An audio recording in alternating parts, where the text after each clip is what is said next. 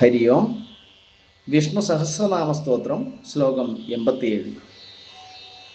മനോജവസ്ഥീർത്ഥകരോ വസുരേതാ വസുപ്രത വസുപ്രതോ വാസുദേവോ വസുർവസുമനാഹവി.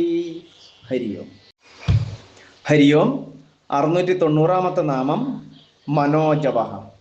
ജവം എന്നാൽ വേഗം, മനസ്സിൻ്റെ വേഗത്തിൽ സഞ്ചരിക്കാൻ സാധിക്കുന്നവനാണ് ഭഗവാൻ. അതുകൊണ്ടാണ് ഭഗവാനെ സങ്കല്പിക്കുന്ന ആ ഒരു സ്ഥലത്തേക്ക് ഭഗവാന്റെ ചിന്തയും കണ്ണുകളും എല്ലാം എത്തുന്നത്. കാരണം ഒരു സ്ഥലത്തിരുന്നു കൊണ്ട് എവിടെയെങ്കിലും പോകണമെന്ന് വിചാരിക്കുമ്പോഴേക്കും നമ്മൾ അവിടെ എത്തുകയും എന്തൊക്കെ ചെയ്യണമോ അതൊക്കെ ചെയ്യും മനസ്സിൻ്റെ വേഗത്തിൽ. എന്നാൽ അതുപോലെ ശരീരത്തിന് പോകാൻ സാധ്യമല്ല. പക്ഷെ ഭഗവാന് ആ മനസ്സിൻ്റെ വേഗത്തിൽ സഞ്ചരിക്കാൻ സാധിക്കും. കാരണം ഭഗവാൻ സർവത്ര വ്യാപിച്ചിരിക്കുന്നവനാണ്, വ്യാപനശീലനാണ്, വിഷ്ണുവാണ് എന്നത് തന്നെയാണ്. 691 നാമം തീർത്ഥകരഹ. പുണ്യതീർത്ഥങ്ങളെ നിർമ്മിക്കാൻ കാരണക്കാരനാകുന്നത് ആരാണ്? ഭഗവാനാണ്.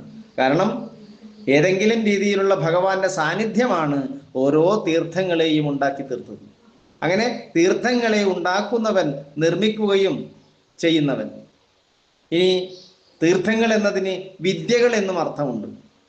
അങ്ങനെ തീർത്ഥങ്ങളെ ഉപദേശിക്കുന്നവൻ. ഇവിടെ വിദ്യകൾ എന്ന് പറയുന്നതിൽ പ്രത്യേകിച്ച് എടുത്തു പറയുന്നത് ഭഗവാൻ ഹയഗ്രീവ രൂപേണ വന്നിട്ട് മധുകൈടവന്മാരെ കൊന്ന് ആ സൃഷ്ടിയുടെ ആദിയിൽ ബ്രഹ്മാവിന് സകല വിദ്യകളെയും ഉപദേശിച്ചു എന്നാണ്. ഇതിനെയാണ് തീർത്ഥങ്ങൾ എന്ന് പറയുന്നത്. ഇങ്ങനെയുള്ള തീർത്ഥങ്ങളെ ഉപദേശിച്ചു കൊടുത്തവൻ ഭഗവാൻ എന്ന അർത്ഥത്തിൽ തീർത്ഥകരഹ. 692 നാമം വസുരേതാഹ.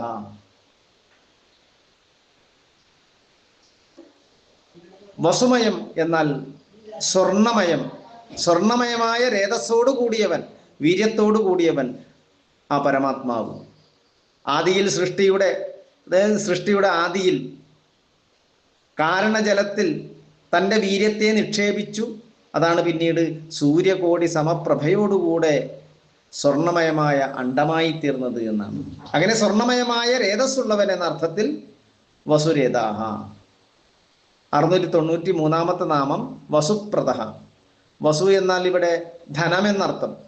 ഇവിടെ ധനികരായിട്ടുള്ള, സമ്പന്നരായിട്ടുള്ള ആളുകൾക്കൊക്കെ ആ ഒരു ഐശ്വര്യ സമൃദ്ധി അവർ പല ജന്മങ്ങളിലായി ചെയ്ത പുണ്യപ്രവൃത്തികൾ കൊണ്ട് ഭഗവാന്റെ ഒരു അനുഗ്രഹമാണ്.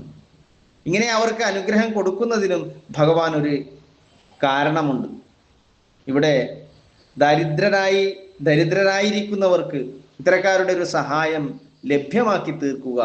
അങ്ങനെ അവർ തമ്മിൽ ഒരു ബന്ധമുണ്ടാക്കി ഈ ധനികന്മാർക്ക് ഒരു പുണ്യപ്രവൃത്തിക്കുള്ള ഒരു സാഹചര്യം കൂടെയാണ് ഭഗവാൻ കൊടുക്കുന്നത്.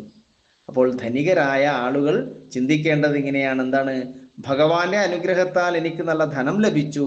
അത് ഈ ലോകത്ത് ദരിദ്രരായിരിക്കുന്ന, ഈ ലോകത്തുള്ള മുഴുവൻ ദാരിദ്ര്യവും മാറ്റാൻ ഒരാളെ കൊണ്ടൊന്നും സാധ്യമല്ല. പക്ഷെ അവനവന്റെ വീടിനടുത്തുള്ള അല്ലെങ്കിൽ അറിയാവുന്ന ആർക്കെങ്കിലും അങ്ങനെ ധനത്തിന് അത്യാവശ്യമുണ്ട് എന്ന് തോന്നിയാൽ മടിക്കാതെ അത് ഭഗവാൻ തന്നിലൂടെ കൊടുക്കുന്നു എന്ന ചിന്തയോടെ കൊടുക്കുമ്പോൾ അവിടെ ഭഗവാന്റെ ആഗ്രഹമാണ് നിറവേറ്റപ്പെടുന്നത്. കാരണം ആ ദരിദ്രരെ സംരക്ഷിക്കാനും കൂടെയാണ് ഈ ധനികരായ ആളുകൾക്ക് ഭഗവാൻ വസു, ധനത്തെ യഥേഷ്ടം കൊടുക്കുന്നത്. അങ്ങനെ വസുപ്രദ. 694 നാമവും വസുപ്രദ എന്ന് തന്നെയാണ്. ഇവിടെ പറയുന്ന വസു എന്നത് മോക്ഷമാകുന്ന ആ പരമമായ ധനത്തെ അത് ദാനം ചെയ്യുന്നവൻ എന്ന അർത്ഥത്തിലാണ് ഇവിടെയുള്ള ഈ വസുപ്രദ. അത് ലഭിച്ചു കഴിഞ്ഞാൽ പിന്നെ അവനൊന്നും ലഭിക്കേണ്ടതായിട്ടില്ല. അത്രയും മഹത്തായ ധനമാണ് ആ മോക്ഷമെന്ന ധനം. 695 നാമം വാസുദേവ. ഭഗവാന്റെ ചതുർവ്യൂഹത്തെ കുറിച്ച് പറഞ്ഞിരുന്നു. അതിൽ ആദ്യത്തെ മൂർത്തിയാണ് വാസുദേവമൂർത്തി. ആ മൂർത്തിയായിരിക്കുന്നവൻ എന്ന അർത്ഥത്തിൽ വാസുദേവ. ഇനി സാധാരണ അർത്ഥത്തിൽ പറയാറുണ്ട് നമ്മൾ, അല്ലെ, വസുദേവരുടെ മകനായിട്ടുള്ള വാസുദേവനായിട്ട് ഭഗവാൻ ശ്രീകൃഷ്ണനായിട്ട് അവതരിച്ചു. അങ്ങനെ കൃഷ്ണാവതാരത്തിലെ ആ നാമവും ഈ ഒരു അർത്ഥത്തിൽ പെടുത്താമെന്നാണ്. 696 നാമം വസുഹു. എല്ലാ ഭൂതങ്ങളിലും അന്തര്യാമിയായി വസിക്കുന്നവൻ എന്ന അർത്ഥത്തിൽ വസുഹു. 697 നാമം വസുമനാഹ.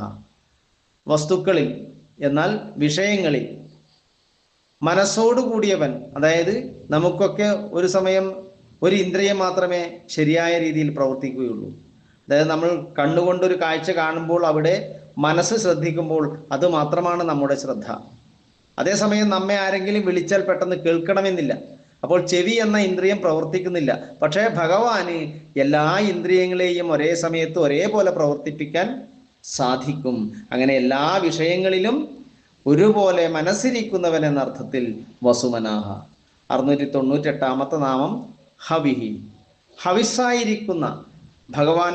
ഏത് യാഗത്തിലും ഹവിസ്സായിട്ട് അർപ്പിക്കപ്പെടുന്നതൊക്കെ ആ ഭഗവാൻ തന്നെയാണ്, ഭഗവന്മയമാണ് എന്ന അർത്ഥത്തിൽ ഹവിഹി. ഹരിയോ.